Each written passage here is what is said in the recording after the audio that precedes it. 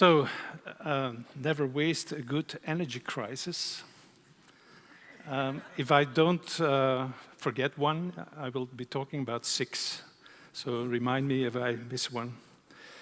So 2 years ago, a guy in the Kremlin decided it was time to write a new part of his biography.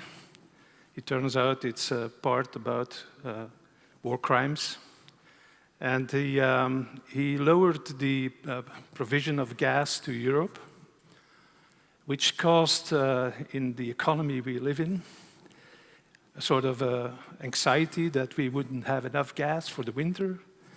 So prices went up, and since the electricity price in Europe is linked to the most expensive way of producing it, which was gas, of course, then, so this caused an energy crisis. That's not the first, but that's actually the last I will be talking about. So we all felt it in Belgium. Not only citizens, but also small SMEs. They were panicking. In Brussels, the capital of Europe, about half of the families, households, would become energy poor people.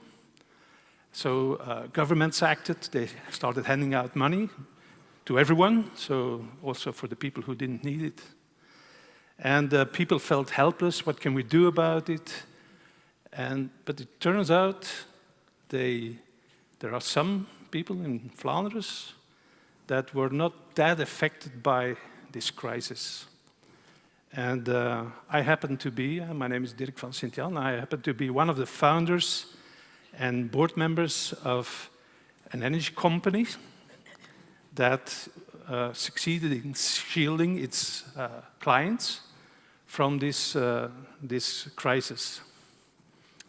So this is what happened. So it started in April, so 2 years ago. And there's April there now, 2 years. So the red line is the wholesale market price in Belgium. It's bigger than Belgium, the Benelux, part of Germany. And you see what happened. So the price went from a bit more than 50 euro. It's only about the electricity, not about distribution. Price went from a bit more than 50 to 450 euro. And now we are stabilizing on 120. So it's still more than double of what it was. So that seems to be the new normal. And the green line is what my company did for its members. So whereas all the commercial suppliers who went bankrupt, they followed the market price. They stopped with fixed prices. They got flexible prices. So they followed the market price, and on top of this red line, they added their profits.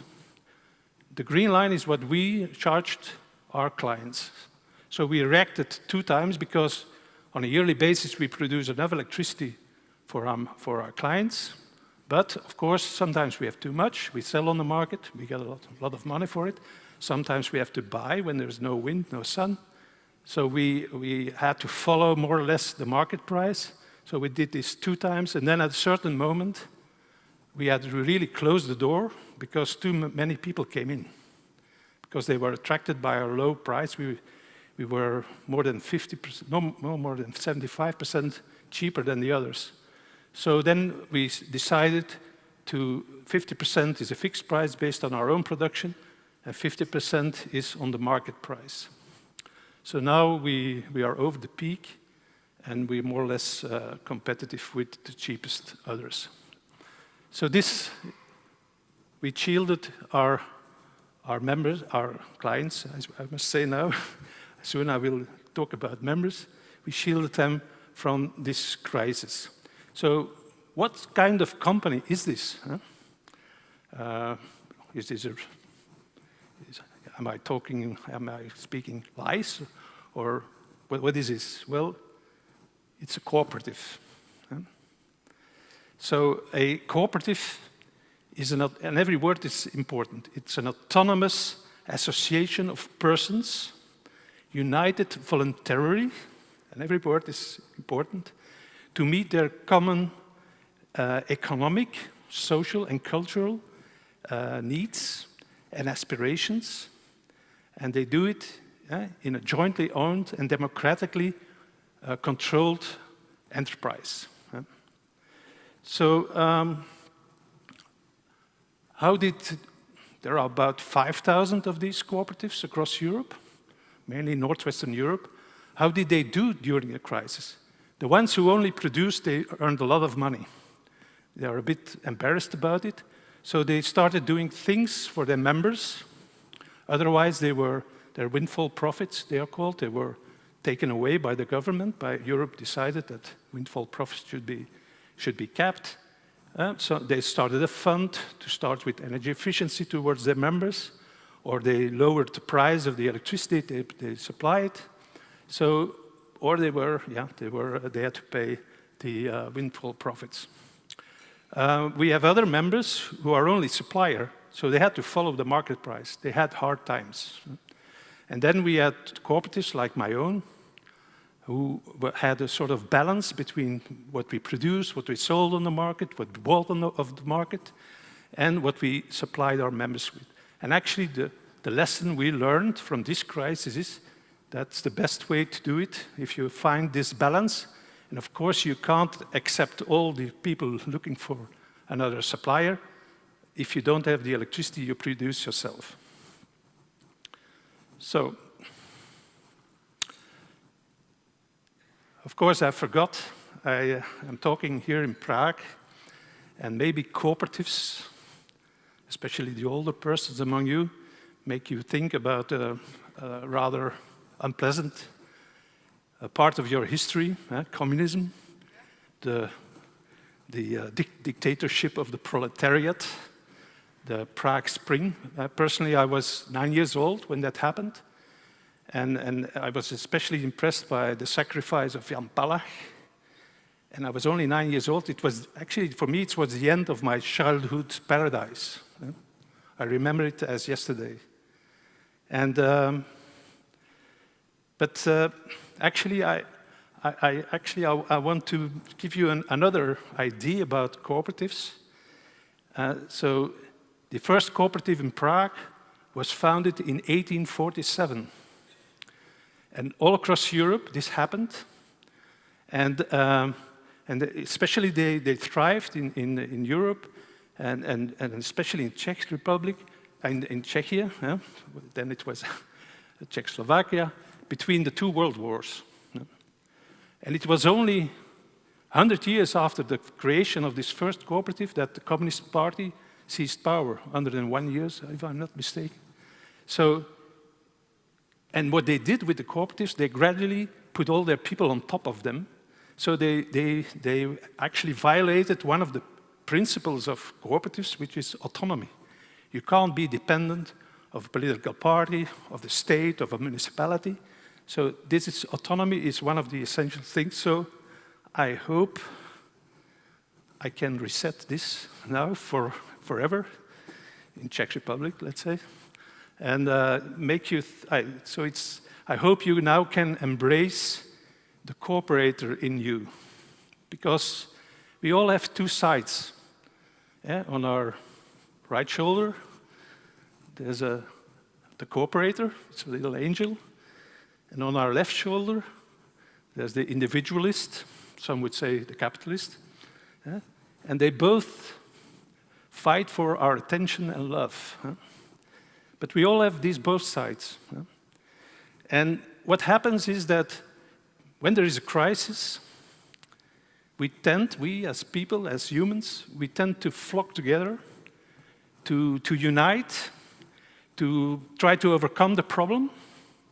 A scientific study in Belgium once showed, to the astonishment of everyone, that the happiest period was the period of the Second World War. So during the war, people were happier than afterwards, because they stick together, they did things together. So and then when it gets better, we start listening to the other side again. And then so in every crisis, every energy crisis, people stood up and tried to respond. The first I remember well was the first oil crisis, 1973. And the Arabic oil-producing countries, they put an oil embargo on those countries who supported Israel in their Yom Kippur war. So what happened is that, for instance, I was in secondary school. There was no oil to heat the school.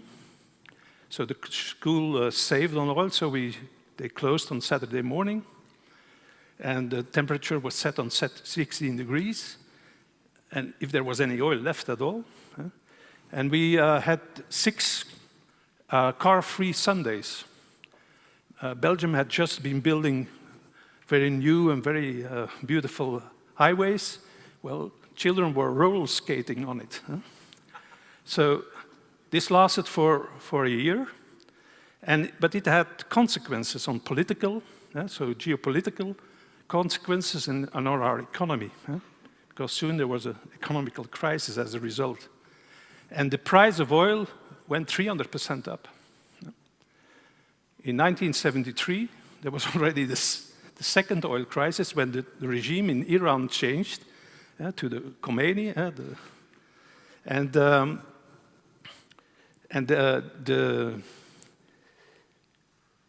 again there was an oil crisis, and not only people reacted, but also governments reacted. And for instance, in Denmark, they thought, well, we will build nuclear power plants. That's in quite a lot of countries, they decide this, to build nuclear power plants. But in Denmark, there was a school, the Tvint school, and the teachers, together with the pupils, the parents, and volunteers from all over Europe and the world, they literally built a wind turbine with their own hands. They poured concrete, they built the blades, and it was a 2-megawatt wind turbine. And in 1979, it went on the grid, and for decades it has been the biggest wind turbine in the world. It still functions 45 years later. Now they painted it, and as a Belgian I'm very proud of it, they painted it as the moon rocket of Tintin. I don't know how you call it. But so in Denmark, they didn't build nuclear power plants. In my own country, however, we lost the battle. And with my friends, we thought, we lost the battle. They built the nuclear power plants. We should show the people that there is an alternative. And the alternative came for me, personally, and my friends, in the form of an old derelict watermill. My father called it a ruin. And when I look at the pictures from when we bought it, I must now agree with him. He thought I was completely crazy. But this watermill used to provide, there's a turbine in it from 1902.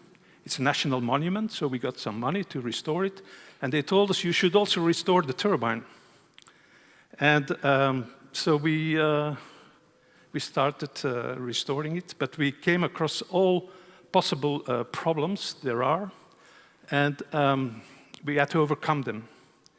And to gather some money, we created a cooperative, and now, 31 years later, we supply about 1.6%, 7% of a Flemish household with their own green electricity.